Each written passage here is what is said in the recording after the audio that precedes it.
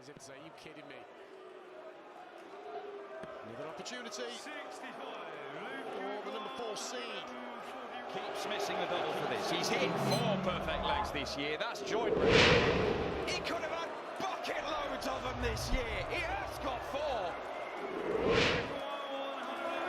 This is what he does. This is what he's capable of doing.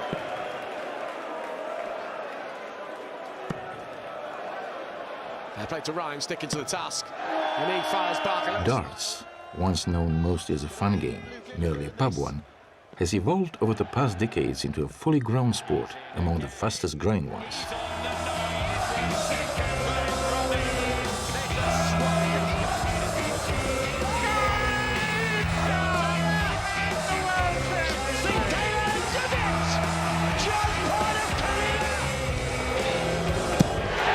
Although it is still played mostly by amateurs, professional players compete today in front of thousands of fans in venues across the world, earning millions in prize money. Quite impressive, isn't it? Even if it may seem a recently invented game, darts history dates back hundreds of years.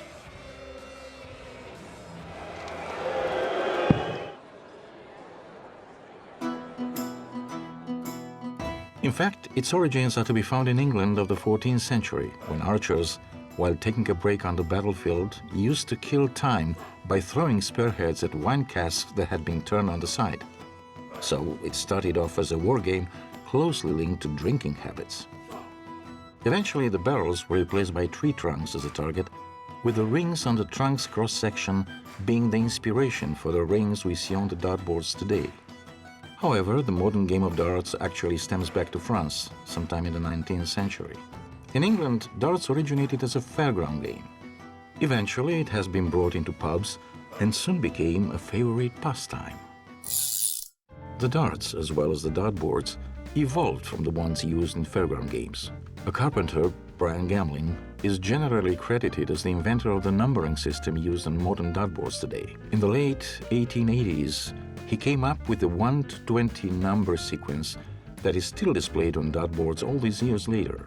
The invention of this numbering system is considered to be one of the most impactful changes, helping darts to gain even more popularity and eventual recognition as a sport. During the first 2 decades of the past century, darts became more and more popular.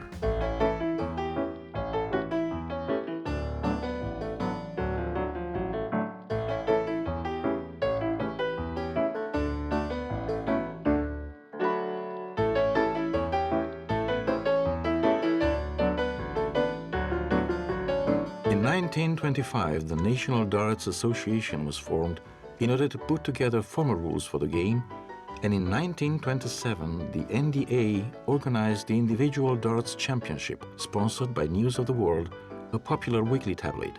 The 1938-39 edition boasted an incredible field of more than 280,000 players. By then, darts was the main fun game in England.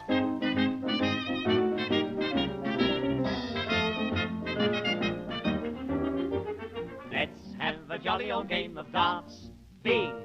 Let's have a jolly old game of darts, bing!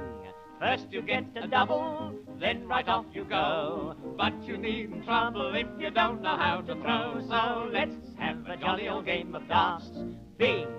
Put a little gladness in your hearts. On any kind of day, it's a lovely game to play. So let's have a jolly old game of darts.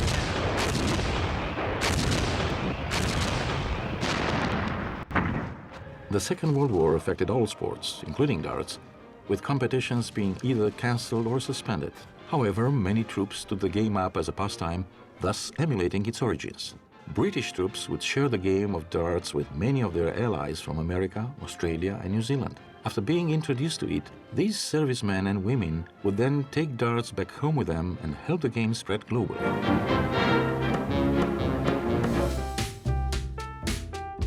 After the war, darts continued to evolve, with many brewery and pub leagues spreading across the United Kingdom, but nothing really happened until 1954, when the National Darts Association of Great Britain has been set up. The NDAGB worked hard to organize the competitional structure, but until the 70s, darts continued to be a low-profile game in terms of media coverage.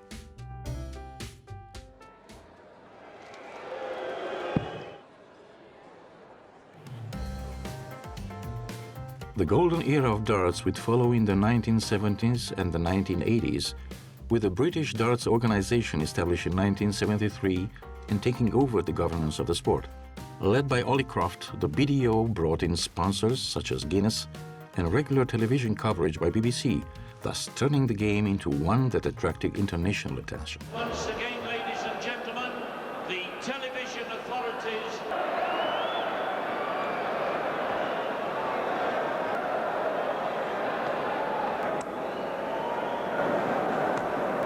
The 70s have been a groundbreaking era, marking the transition of darts from a pub pastime to a widely acknowledged professional sport.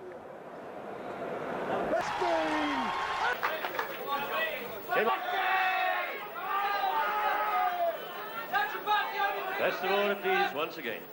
Nevertheless, the pub ambience was still present as many players used to drink and smoke on stage. This way he won't. He'll get The first BDO World Darts Championship was held in 1978, with Leighton Rees defeating John Lowe to become the first world champion of the game. the point on which the World Championship hangs. Leighton Rees won. He could get the bull can still 10 double tops to take the world's major prize.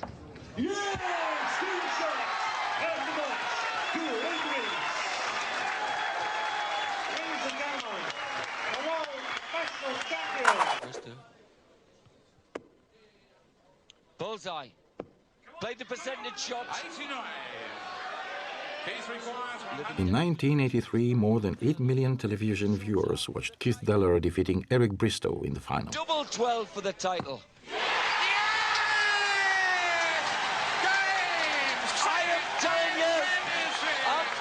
Keith Deller. The following year saw history made as John Lowe threw the perfect 9-dart leg, the first ever in a televised darts competition. 3 17s. Yes. Treble 18, his next target. Yes. He wants 2 18s for £100,000.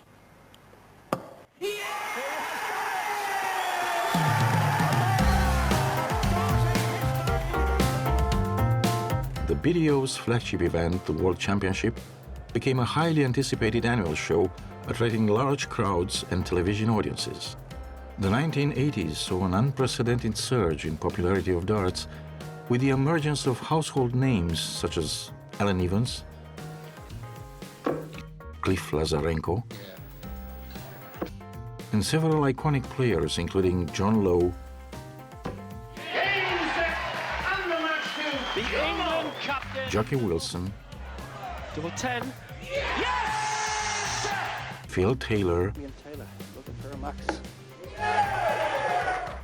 and Eric Bristow, the most prominent player of the era. Nicknamed the Crafty Cockney, Bristow won 5 World Championship titles, playing 10 finals, took over 70 professional titles during his career, and in 1989 he has been awarded the Member of the Order of the British Empire title.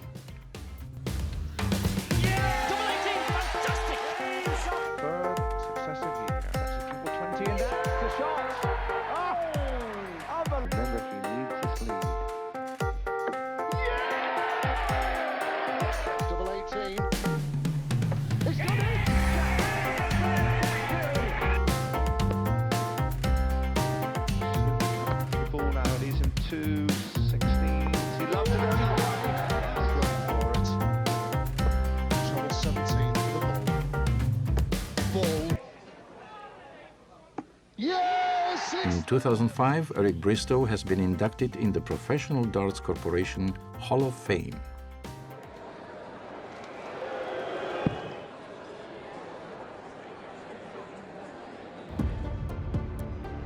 Following the boom of the 1970s and 1980s, darts was somehow in decline by the beginning of the 1990s, and change was needed to take the professional side of darts to the next level.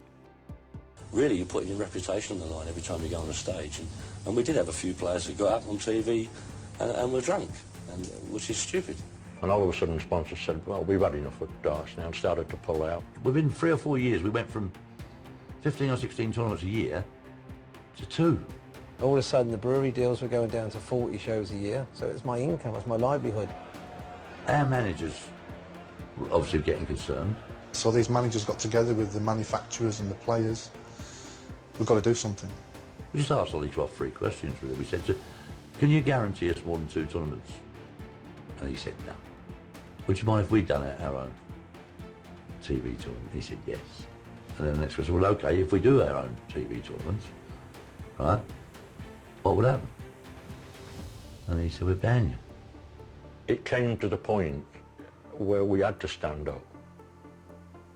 16 players whose life really depended on darts took the risk of walking away from the established tournament because they felt so strongly that it should be done better and they felt they were entitled to more. In 1992, 16 of the top professional players, including Phil Taylor, Dennis Priestley, Eric Bristow, John Lowe, Jockey Wilson, and other star players, broke away from the BDO to form their own corporation. The World Darts Council, later on rebranded as the Professional Darts Corporation, was aiming to promote the professional game and secure more television coverage.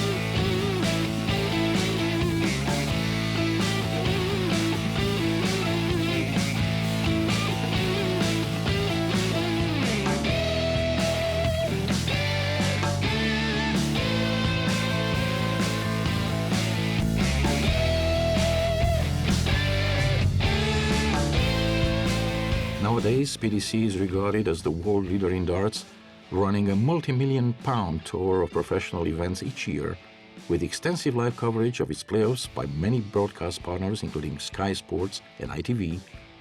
While the top stars in the game became media stars too, the sport events are now also entertainment shows of global appeal, with spectacular walk-ons and dramatic staging. Television and internet exposure have boomed from a niche British audience to millions of fans worldwide. Powerful sponsors have joined the game.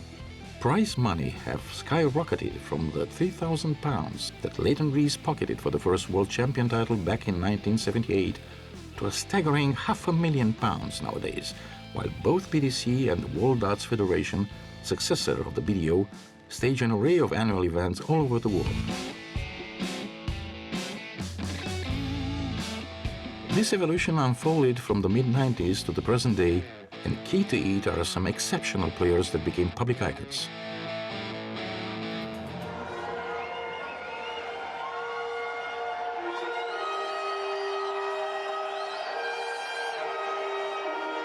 First one to mention is Phil Taylor, the absolute dominant player across almost 3 decades.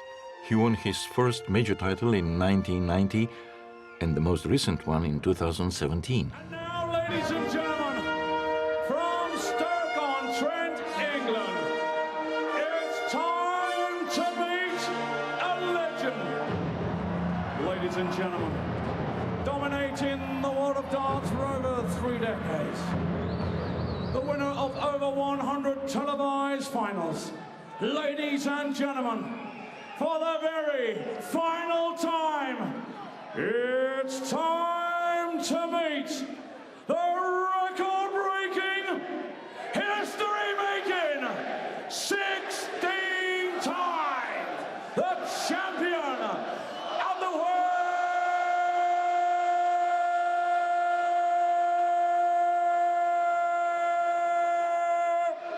It's Phil, the Power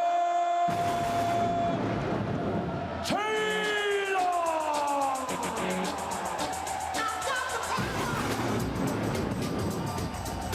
Nicknamed The Power, having won 214 professional tournaments, including a record 85 major titles and a record 16 world champion titles, Phil Taylor is the undisputed greatest player of the PDC history so far. He wants all the middle bits. 25 and full. Bullseye, and it's a lie. Easier than usual. Ladies and gentlemen from the Netherlands, the winner of 153 PDC titles worldwide, a 7-time Premier League champion, the winner of 6 World Grand Prix. Ladies and gentlemen, here's a 3-time World Cup champion and a 3-time champion of the world.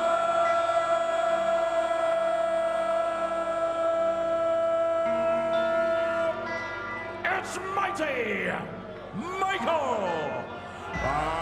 Michael van Gerwen, a Dutch player with 3 titles between 2014 and 2019, has been the standout player of the 2010s decade and remains a major force in the game. Now, treble 19 for the bullseye! What an amazing finish! What an amazing finish! To an amazing game! Double 18, double 18 to win it. And he's got it. Michael van Gerwen with a 90 finish on double 18, double 18. Ladies and gentlemen, a 4-time World Cup champion. He is the 5-time champion of the world,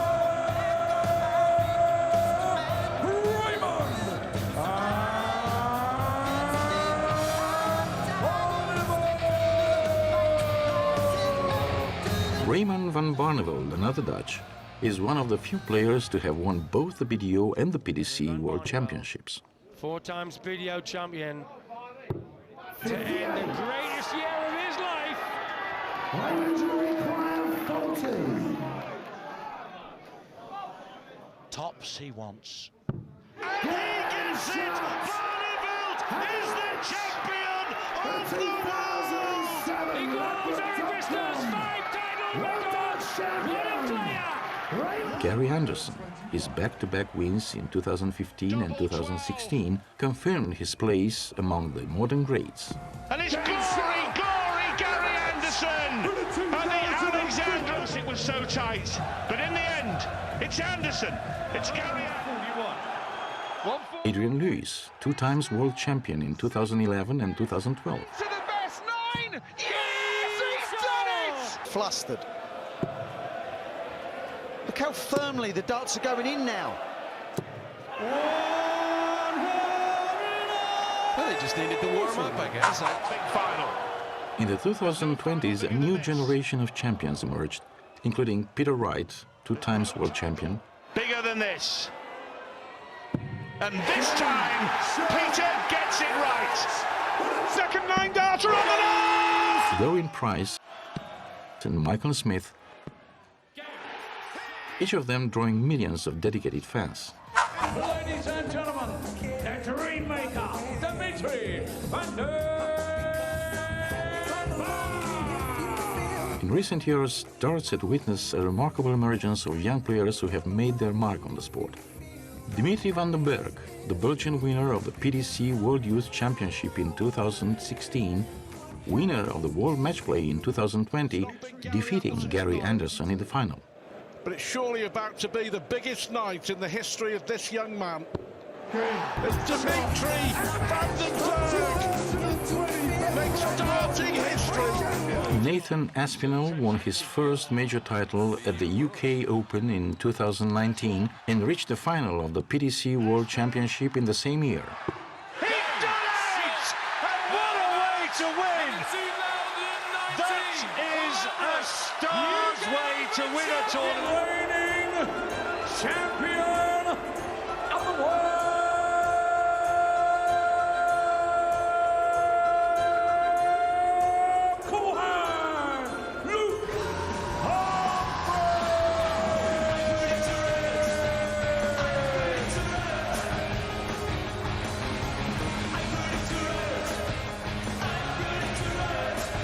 Luke Humphries, another former PDC World Youth Champion, clinched his first PDC World Darts Championship title in January 2024, overcoming in a thrilling final the 16-year-old sensation Luke Littler. Come world champion. He'll start on the bullseye. Their clash attracted record-breaking viewership across multiple regions. These unprecedented figures highlight the growing global appeal of darts, significantly boosted by the compelling narratives and performances of players like Humphries and Littler. For 6-5, double 7. For 6-5. Luke Humphries returns for double 8 to claim the world title. The ascension is complete. Luke Humphries is the greatest darting force on the planet right now. The world #1 for the first time is world.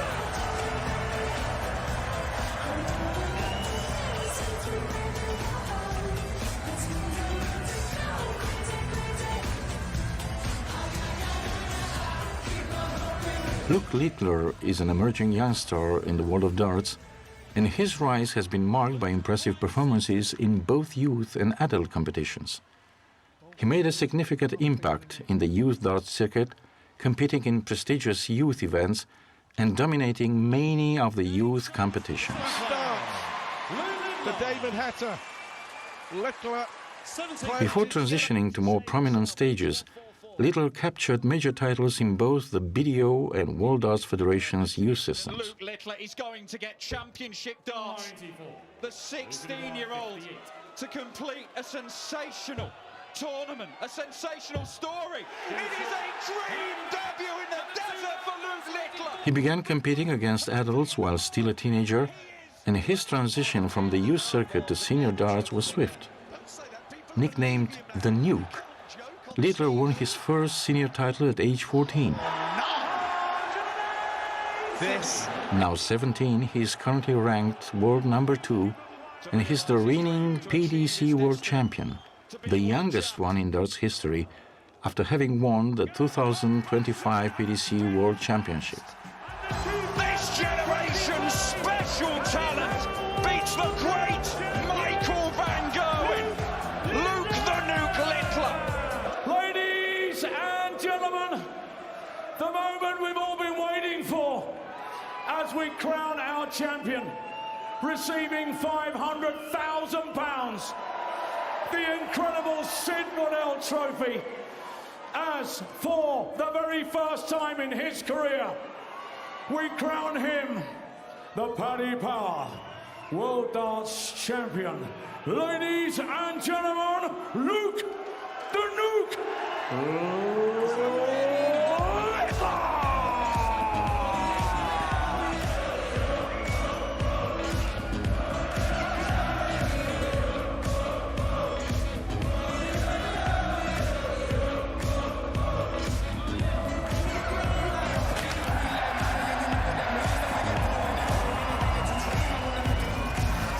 These young players have inserted new life and excitement into the game, and darts fans will no doubt be keeping an eye on their future performances.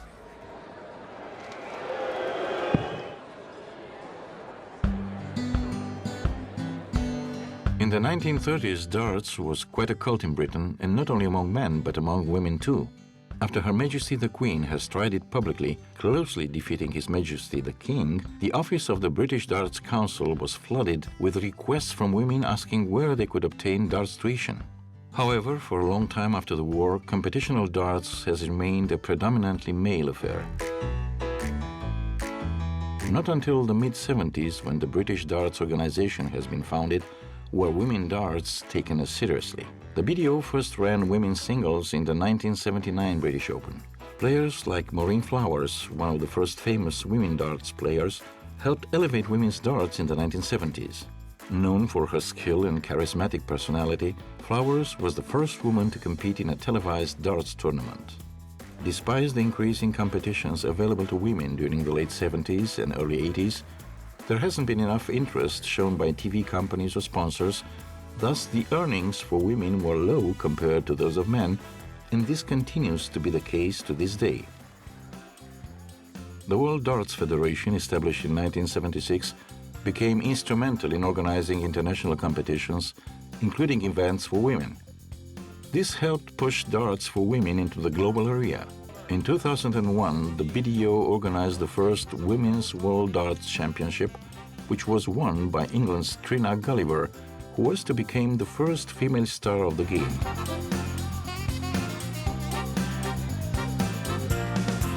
She is the golden girl of the lakeside stage and many people's number one. Nicknamed the Golden Girl, she won the BDO Women's World Championship 10 times and became a major influence in women's darts. Just like Eric Bristow, she's been awarded the Member of the British Empire Order title. In the early 1990s, broke through Dita Hetman. Nicknamed the Heart of Darts, she is one of the pioneers in the women's game and has won more than 230 titles during her career. She has reached the World Masters final for the first time in 1990, before winning the title 4 years later in 1994. The Heart of Darts appeared in 3 World Championship finals between 2012 and 2016 and reached the summit of the women's rankings, whilst also racking up titles on the BDO and then WDF circuits. By the beginning of the new millennium, a couple of non-British players rose to fame, illustrating the global appeal of the game to female darters. Russian-born Anastasia Doromislova took over from Trina Gulliver, winning 3 times the BDO World Champion title. She was one of the few women to compete in the PDC circuit, breaking into a traditionally male-dominated arena. She's 3 times the Lakeside World Champion. From Russia with love, it's Anastasia Doromislova! Nicknamed From Russia with Love, with more than 70 titles in her career, she entered Trina Gulliver's dominance at Lakeside in 2008, beating the until then undefeated champion. You had a feeling it wasn't going to be. Another chance for Anastasia. It's there! A new name on the trophy! She went on to complete a set of BDO majors with successes at the World Masters and the World Trophy, further outlining her stature as one of the all-time greats in the ladies' game. Frances Hunselaar, known as the Dutch Crown, was one of Europe's finest players. She won the 2009 BDO Women's World Championship and several European titles, contributing significantly to the evolution of Dutch darts. During the 2010 decade, Lisa Ashton won 4 times the BDO Women's World Championship.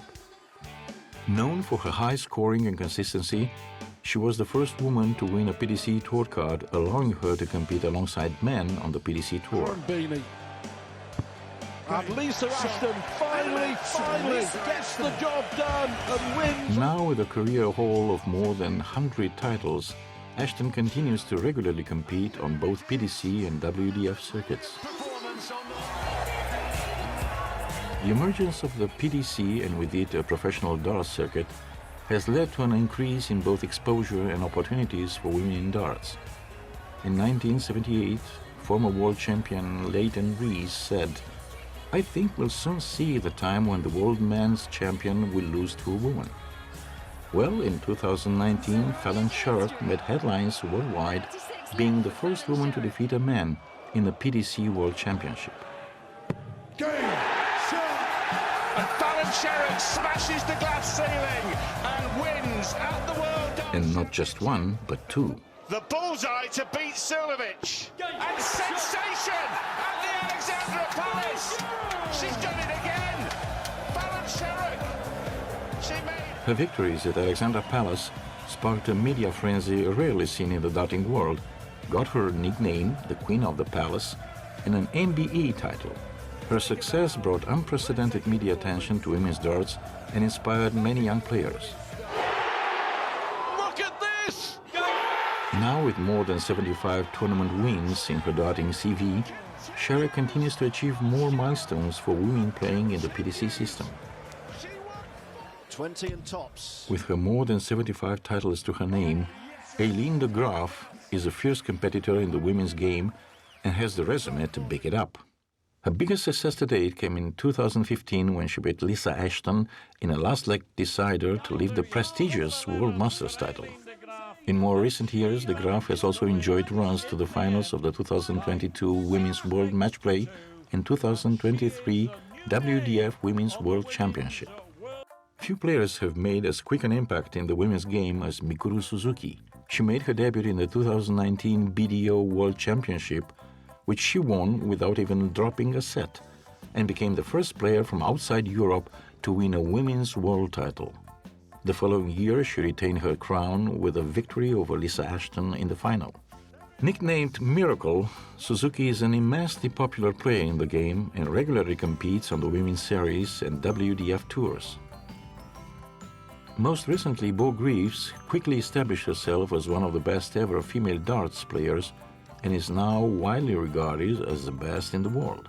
Born in 2004, she has already won virtually everything there is to win in the ladies' game. In 2020, she became the youngest player to compete in a BDO Women's World Championship, where she narrowly lost out to the reigning champion Mikuru Suzuki in the semi-finals.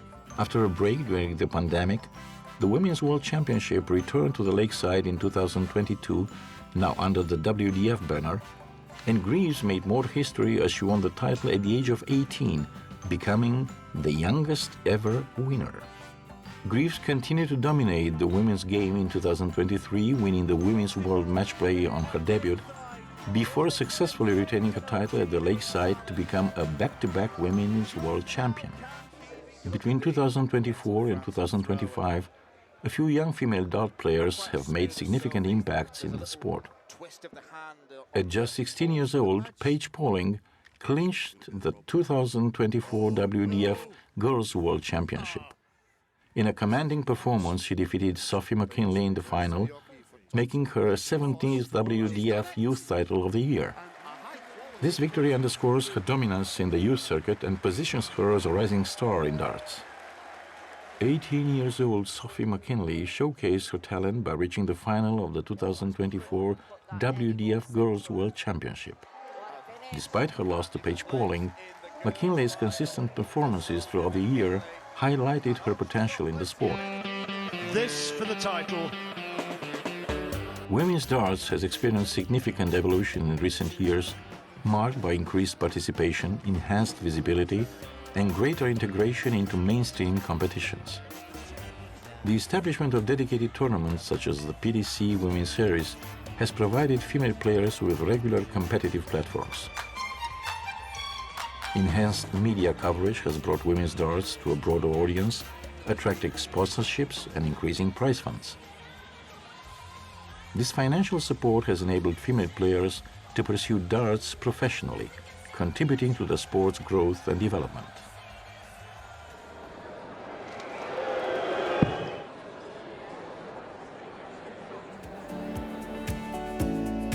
Darts expansion across the globe has been a remarkable journey, transforming the sport from a primarily British pastime into a worldwide phenomenon.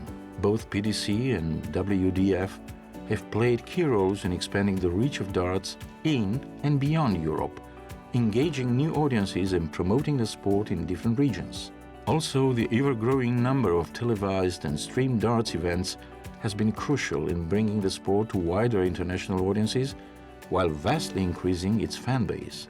In a chain reaction, the audience on constant rise has attracted major sponsors and investors. Their financial backing helps expanding the darts' global reach and allows for increased prize money, an incentive for more players to pursue darts as a career. Non-British players such as Raymond van Barneveld and Michael van Gerwen from the Netherlands, the Canadian John Part, or the Japanese female player Mikuru Suzuki have become world champions and stars of the game.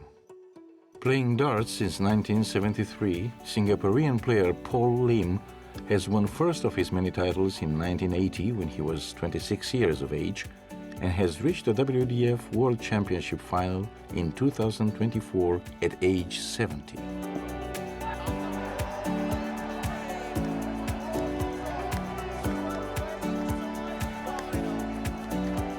The globalization has impacted every side of the game, from the diversity of players to the venues where major tournaments are held.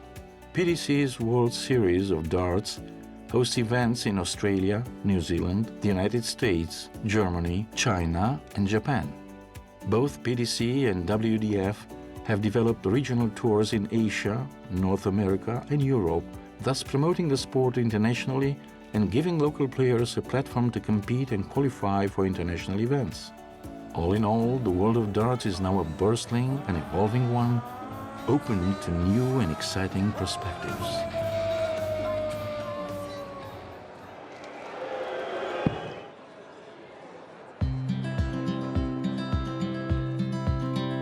Being an acknowledged sport already, darts evolves and expands both geographically and demographically in order to fulfill its potential of becoming a worldwide sporting and entertaining phenomenon. Both PDC and WDF have organized and put in place complex systems of competitions and events aimed to provide a bright, solid, and inclusive future for the game. Youth competitions have stunningly rejuvenated darts by scouting, nurturing, shaping, and promoting talented kids. The result? At the age of today's world champions, previous generations' champions were merely taking up the game. And these young stars bring along their generation of fans and followers, young people that love watching and playing darts. Women's competitions have enlarged and deepened darts' extent by fructifying its wide appeal for both genders, players, and audience.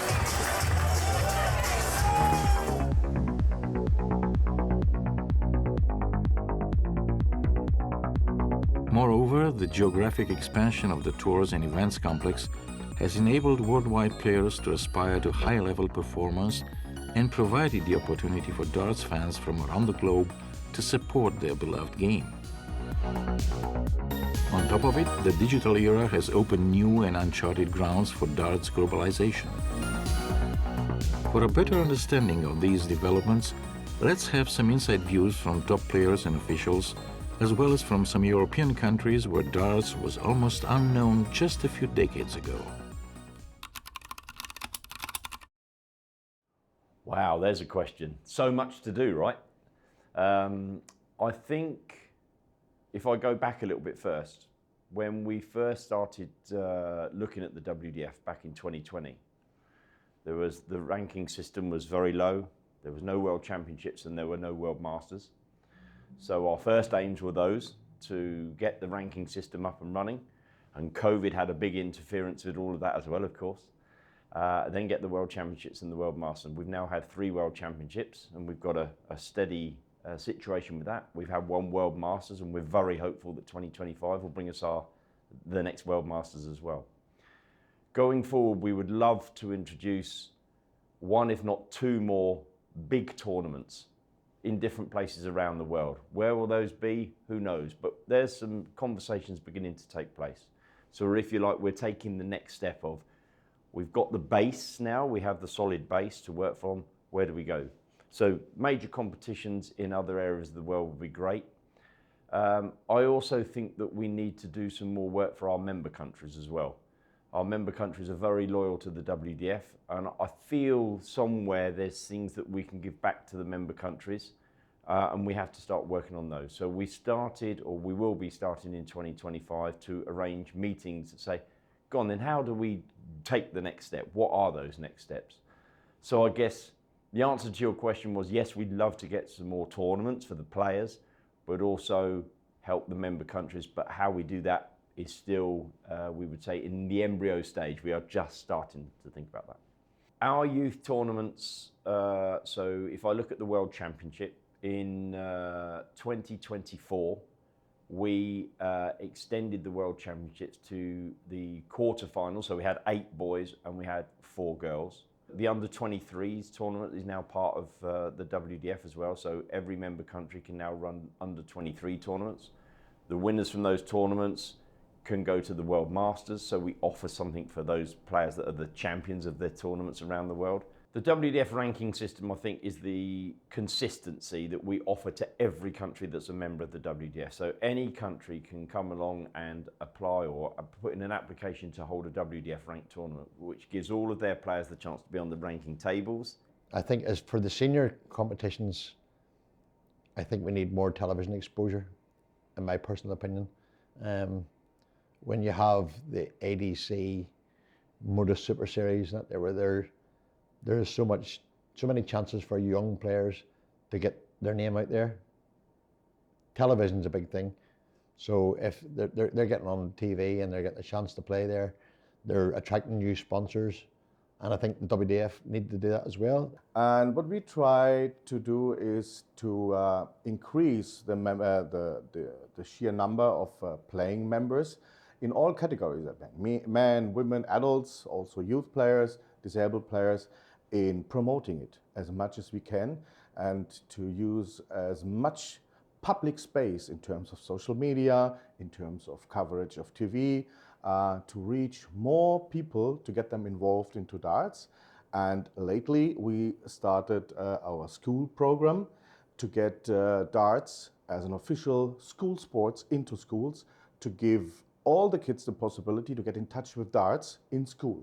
The goal for the Hungarian Federation is to have more brighter medals and bigger trophies as possible, and also to increase the number of players within the country. So, because we believe if there are more players, then there will be more chances to have better players. I mean, in order to create some economical input for the game, you have to be,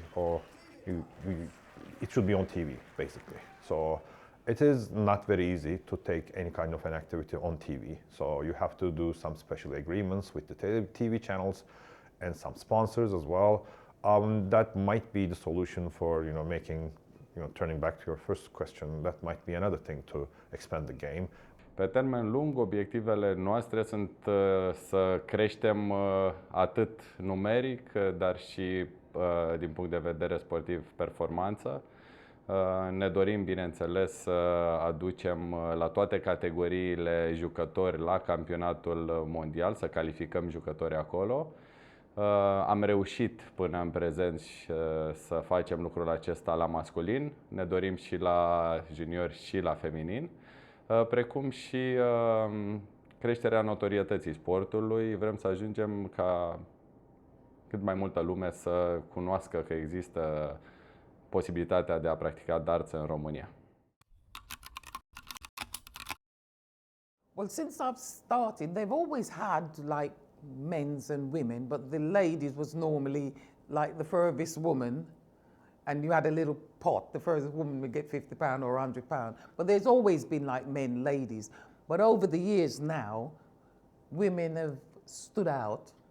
They've taken their stance in saying, we're never going to be as good as men, but we can compete to a high standard, and we've got our own competition for us to progress and be as good as the best we can.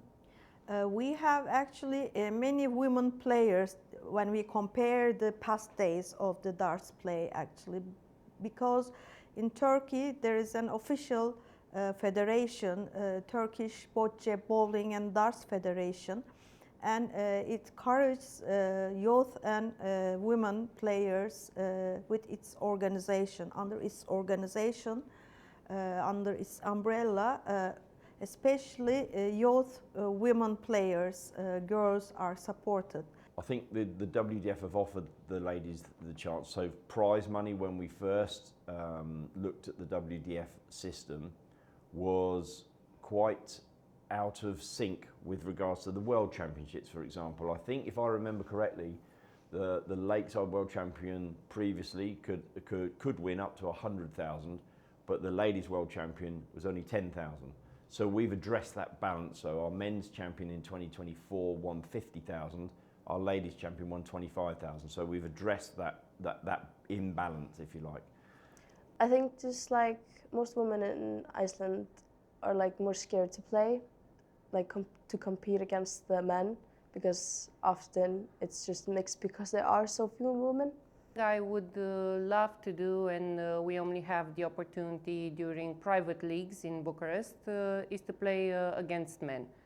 That's the thing that helps us evolve the most. I have never say equal prize money, but a fair prize money. Because when you have that many entries of men, they deserve to have XX amount. But the ladies, it's not even half, so deserve to have a fair prize money. I could answer that in 2 words, and that's Luke Littler. Luke Littler came through the WDF system. He played he played England Darts Organisation tournaments to start with in the youth system. He then came to WDF ranked tournaments. He won the Irish Open, which got him a gold ticket to go to play at the World Championships. He played at the World Championships, the WDF World Championships, and he played in the WDF Youth World Championships. So, or the World Masters, I should say. So, I think we have a structure there where those players can play in tournaments where they're playing. Lakeside was in front of 1,000 people to play the semi-finals and the finals this year. I think the platform is there. It doesn't mean we shouldn't be looking to make it bigger and better, but I do think we have a platform there that offers the youth players that opportunity. We try to introduce the game into the schools, basically, because you have to do some basic maths to play darts in the most popular version of the game. So it's just a fun game, basically, and then we try to capture the kids in primary schools, basically, or kindergarten kids even. Over the years, things have improved for the ladies and the youth, boys and girls, because as you know, 2001/2 was when we had the first World Championship at Lakeside, and 2000 when we had the first youth, the girls' World Championship, which have been going 2 years now. So it's a massive, massive progress for the youth to play in their World Championship and then progress to the adults. Because, I mean, last year, example, Sophie McKinley, who's playing tremendously. I mean, she just was awesome, wasn't she, at the World Championship? So, yes, there's a big niche there for the youth to progress into the seniors. And it's, at the moment, really, really is good for the girls. Our federation is like 30-something years old right now. And we never had any Paradart players or interest, actually. But to be honest, 1.5 years ago we said, maybe this is because we don't have any offers. What if, like in the youth, we just have a responsible person, we do offer possibilities, maybe then also Paradart players will come. So we did. And as we didn't have any player, we just offered an international World Paradarts World Ranking Tournament. And you see, not only foreign players came to play, but also some Austrian players. Never heard of. We didn't even know that they are actually playing darts. But then they got interested, they heard about it, they came, and they asked, okay, how can we do that, as part of the organized sport? How does that work? And in the meanwhile, 1 year later, we had already 5 players registered, fully registered, internationally registered with World Paradarts. We had a second international world ranking tournament and Christmas in Vienna. And we had, for the very first time, the possibility to send an Austrian team to the World Paradarts World Cup and to the World Championship and to the World Masters. We are trying to bring more disabled people and encounter them without cultural barriers or country barriers through digital environment, playing darts with the digital environment. So I know that disabled players have some opportunities in their own countries to play darts. For example, in Turkey, Turkish Bocce Bowling Dart Federations giving some opportunities and tournaments for the darts, Paradarts players. and also Austrian Darts Federation in Romanian and Hungarian Darts Federation also doing this kind of environment for paradarts players, organizational environment. So these digital materials also make these disabled players to match and encounter each other without cultural or country barriers as being their own places. What I noticed was that sometimes people were intimidated by the game simply by the scoring. Not necessarily the throwing or even the strategy, but the scoring. And so then one year, Apple announced they had a special new product, and they introduced the iPad. And I immediately went, we'll never pick up a piece of chalk again. And I waited a year thinking somebody would start doing something like this, and they weren't doing it the way I envisioned it. So I quit my job and started to figure out how to make this work so that we could put down that chalk. Personally, I think the use of Dart Connect is just immense for darts. The fact that a player can be playing in the Romanian Open and their friends or family can be sat anywhere around the world digitally watching their game play is just incredible. And I think that has taken it to another level where you're not waiting for someone to fly home to say, how did you get on in your tournament? You now know, and you can have that conversation with them. So it's been immense. Darts Connect coming through, I think, has made a massive difference with the technology side of things. You know, you're up there on your own, but you know, with other games, you obviously got markers either side of you. So both ways is a great example. But I feel Darts Connect has changed darts massively over the last 6 years now, 5-6 years, and it helps a lot. It makes it a lot easier for us as officials because very rarely does a screen make a mistake. It does make our job a little bit easier, but I think it's brilliant that's come in, and I think it's probably the way to go forward, 100%. Darts Connect, the perfect, if it's used properly, it's perfect. People can sit, we come overseas, but our family and our friends can watch it. The scores coming in, they're getting a live feed as to what's going on. Compared to Darts for Windows or Steel Tip Pro, you don't have that there, so you're having to rely on social media updates and stuff like that there. I find Darts Connect takes a lot of work out of running organisations, running competitions. You can do the entries and all online, do the payouts and all. So yeah, it's a great tool, and also the Darts Atlas for the ADC, I think has came leaps and bounds, and yeah, it's just makes everything so much handier. The digital age that we're in, people can communicate with you and have a chat with you and ask your advice. And if you have a setup, you can show them how you set up yourself. But at the end of the day, I always say when you play darts, you have to be comfortable. I can say to you, okay, you can stand that way, you can throw that way. But at the end of the day as well, it's how you feel comfortable. This is 2025 now, and these days everyone is like using some electronic device. Just think about somebody who has a work or a job and then playing darts as well. And they don't really have the time every day or all the time to go to a place, spend, 2, 3, 4 hours for training, and then travel back home and do all of the other responsibilities of life.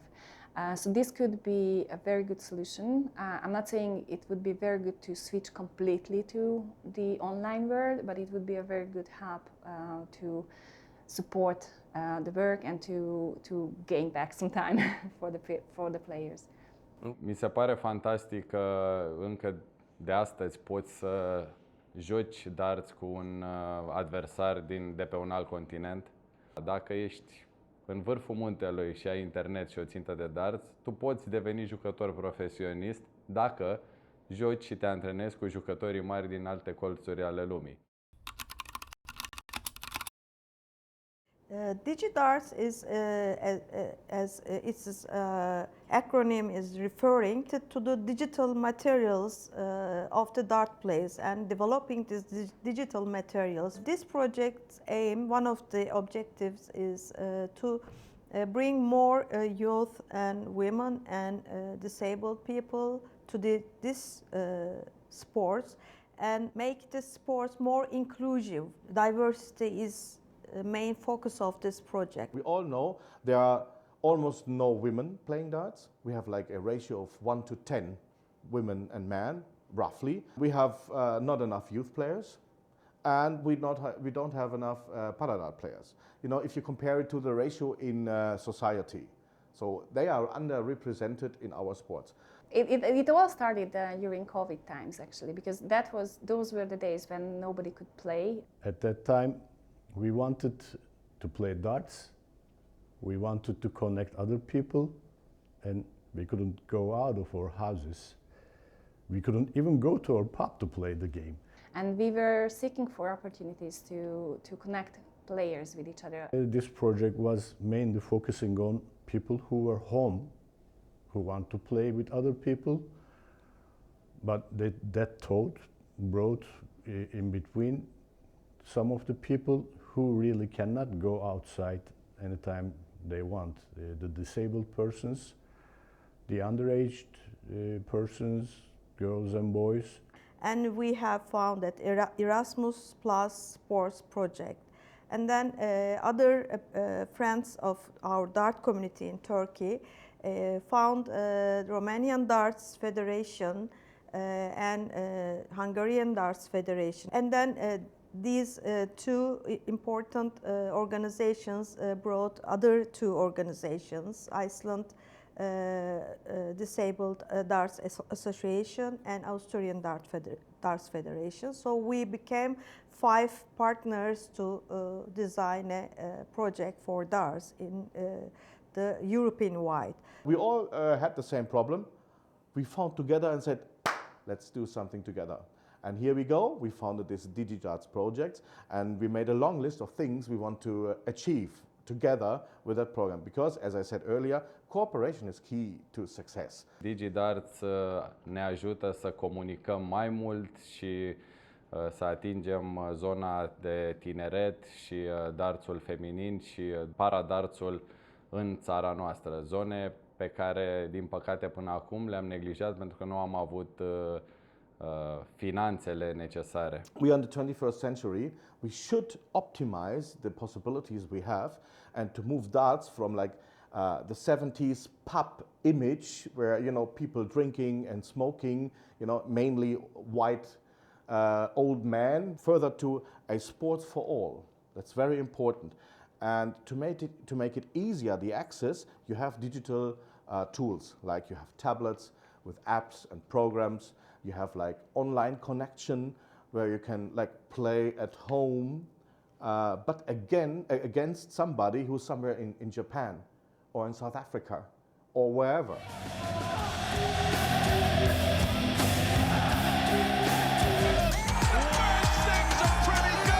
Far away from the pub game it was time ago, darts is nowadays quite a phenomenon, mixing sport, entertainment, social interaction and business. It has millions of fans across the world, media coverage has grown exponentially, therefore financial involvement in the game has boomed. No wonder next year's prize money for the world champion will be double the one granted this year, £1 million. Yet it's not for the money or for the media buzz that darts people love their game. Hear them telling you why. To begin with, you just need a dartboard, it's like €50, and you need a set of darts, €50. And then you can start and you can play with that like 10 years. If you like playing darts, then you can start immediately, regardless of your age. If you have attracted by the darts, then you can continue until the end of your life. Enjoy your game, enjoy the people, and enjoy your spirit when you're playing darts. It doesn't matter if you lose or if you win. There's actually barely any other sport who makes it possible for a young boy playing together with his grandma against a wheelchair player together with his daughter. Come and play darts, because this is one of the sports when you play against yourself. It's easy to learn, it catches you, And once you start it, you will have a new love in your life.